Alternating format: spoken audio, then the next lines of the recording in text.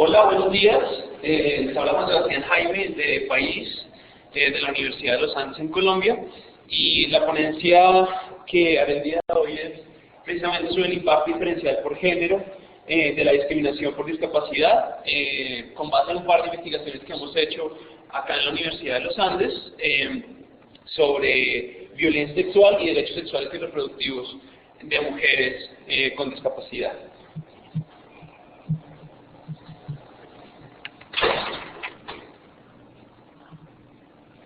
Entonces, quisiera empezar describiendo un poco lo que es País. País es una clínica jurídica, porque acá en Colombia existe la obligación para todas las facultades de Derecho de tener un consultorio jurídico en el que los estudiantes de último año de Derecho hagan un año de práctica prestando asesoría gratuita de manera gratuita. De manera que trabajamos con estos estudiantes de último año de Derecho con el fin de representar personas que han sido discriminadas por su situación de discapacidad, por su estatus de vejez, por su orientación sexual o por su identidad de género. Y estos son diferentes enfoques, que son nuestros tres enfoques temáticos con los que principalmente trabajamos. Sin embargo, nuestro trabajo y la experiencia que hemos tenido demuestra que no pueden ser tratados como enfoques diferentes, completamente independientes y que no tienen relación unos y otros. Por el contrario, muchos de los casos que llevamos, muchas de las personas que asesoramos y muchas de las situaciones que enfrentamos generan, digamos, una situación de interseccionalidad que es importante valorar en su justa medida. Siguiente. Entonces, ¿qué es la interseccionalidad exactamente? Es una producción teórica que busca reinterpretar la discriminación entendiendo que somos seres complejos. No solamente somos hombres o mujeres, también tenemos una edad, un contexto cultural, una orientación sexual y asimismo hay diferentes construcciones culturales que nos atraviesan, como la raza, la clase, el origen nacional o étnico. Y cada una de esas características tiene un impacto en un delicado equilibrio que determina la forma en la que participamos o no en la sociedad y en el reconocimiento de los derechos. Entonces, ¿qué es lo que tiene a favor y en contra de la interseccionalidad? No se trata de que cuantas más características diferenciales yo tenga, sea mejor o peor. Simplemente es diferente. La interseccionalidad no se trata de unas olimpiadas de la opresión, en el que para mí o para cualquier persona es mejor o peor, digamos, estar asociado a diferentes identidades culturales. Por ejemplo, no es para mí mejor o peor, digamos, desde el punto de vista del análisis interseccional, ser una mujer con discapacidad, indígena, etcétera. Sino que cada una de las categorías no se trata de sumarlas para ser como la persona más oprimida, no son olimpiadas de la opresión, sino que por el contrario se trata de ver cuál es la manera en la que interactúan esas diferentes identidades para dar un resultado frente al contexto social.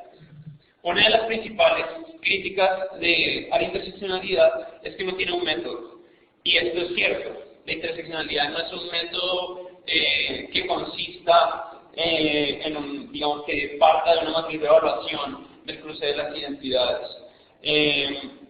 No existe, digamos, un paso a paso para saber cuál es el análisis interseccional o cuál debe ser su resultado. Sin embargo, esto no hace de la interseccionalidad una herramienta menos útil para la investigación. Por el contrario, exige de la persona que quiere hacer un análisis interseccional tener un ojo crítico para identificar qué produce diferentes formas de discriminación. En este caso, estamos hablando de dos enfoques diferentes, o de dos formas de discriminación que interactúan entre sí. La discriminación por género y la discriminación por discapacidad, en este caso en concreto. Hay otros cruces diferentes, por ejemplo, personas con discapacidad que son homosexuales o que son bisexuales, o personas con discapacidad transgeneristas, pues transgénero, entre otras cosas. También puede interactuar, digamos, la categoría con discapacidad con la categoría de raza, por ejemplo. Pero para este caso concreto, porque parte de las últimas investigaciones que hemos hecho en País, pues las categorías que interactúan entre sí son género y discapacidad. Y en este caso hay que ver qué es lo que trae a la mesa cada una de estas perspectivas. Y en general, cuando uno parte de la lucha por la igualdad de género, tiene que haber un reconocimiento de la lucha, digamos, que existe históricamente desde hace un muy buen tiempo. Los feminismos tienen una trayectoria histórica reconocida y es una lucha más o menos visible. Es una lucha que hoy en día la gente, para bien o para mal, reconoce como algo que está ocurriendo en la sociedad. Aunque la lucha por evitar el capacitismo, que es la discriminación por motivos de discapacidad, no está reconocida ni tan estudiada, sí aporta una buena cantidad de herramientas a la discusión. Una de ellas es el concepto de barreras y identificar por qué se producen. La discapacidad todavía rompe paradigmas porque todavía se normalizan formas de discriminación que han sido superadas en otros grupos sociales. Por ejemplo, con respecto al caso de la autonomía frente a los derechos, al ejercicio de los derechos sexuales y reproductivos, en Colombia por lo menos, y también sabemos que también ocurre en otros países de América Latina, se restringe la capacidad legal, la capacidad jurídica de las personas con discapacidad, en especial de las mujeres, para poder limitar esa autonomía. La limitación de la capacidad jurídica no es algo novedoso, no es algo que solamente le haya ocurrido a las personas con discapacidad. Por el contrario, esta limitación ha ocurrido con otros grupos sociales históricamente, como las mujeres, por ejemplo. El Código Civil colombiano incluía para las mujeres viudas o no casadas y que no tuvieran a su padre vivo la designación de un curador para el manejo de sus bienes y para la toma de decisiones con respecto a su patrimonio. Es decir, esto no es un concepto nuevo. Sin embargo, todavía incluso en algunos lugares del feminismo, desde algunos feminismos, no se cuestiona la idea de este límite a la capacidad jurídica de mujeres con discapacidad. Y lo interesante es que el hecho de que haya una discriminación por género o haya violencia de género contra mujeres con discapacidad, especialmente contra mujeres, genera que haya una mayor restricción de su capacidad legal.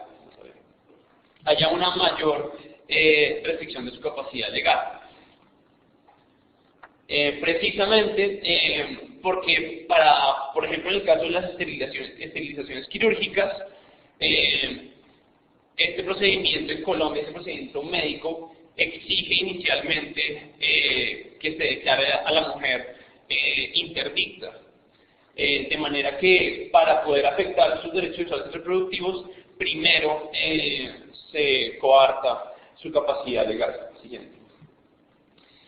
Entonces, precisamente en el tema de derechos sexuales y reproductivos es donde hay un gran choque entre las personas activistas por la igualdad de género y las personas que tienen una perspectiva de discapacidad dentro del mismo movimiento o que quieren empezar a tener contacto entre los dos movimientos. Y precisamente los dos temas que hemos identificado que más roces producen es el de autonomía sexual y reproductiva y el de la violencia sexual. El primer proyecto del que voy a hablar es un proyecto que tuvimos con Profamilia, que es una organización que es la principal prestadora de servicios en salud sexual y reproductiva en Colombia. También en trabajo con otras dos organizaciones asociativas de personas con discapacidad intelectual y discapacidad cognitiva. Y este proyecto lo que buscaba era digamos, entender o construir cuál era el contexto en realidad de la autonomía sexual y reproductiva de mujeres con discapacidad. Y uno de los principales hallazgos fue precisamente el tema de la interdicción.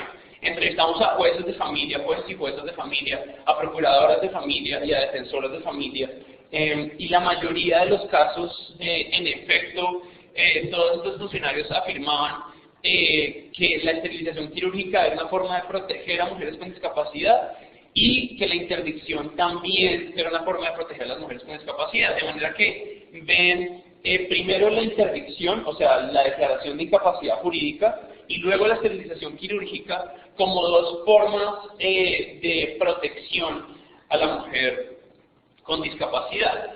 Y encontramos que en efecto los procedimientos de esterilización quirúrgica son mucho más numerosos en mujeres que en hombres.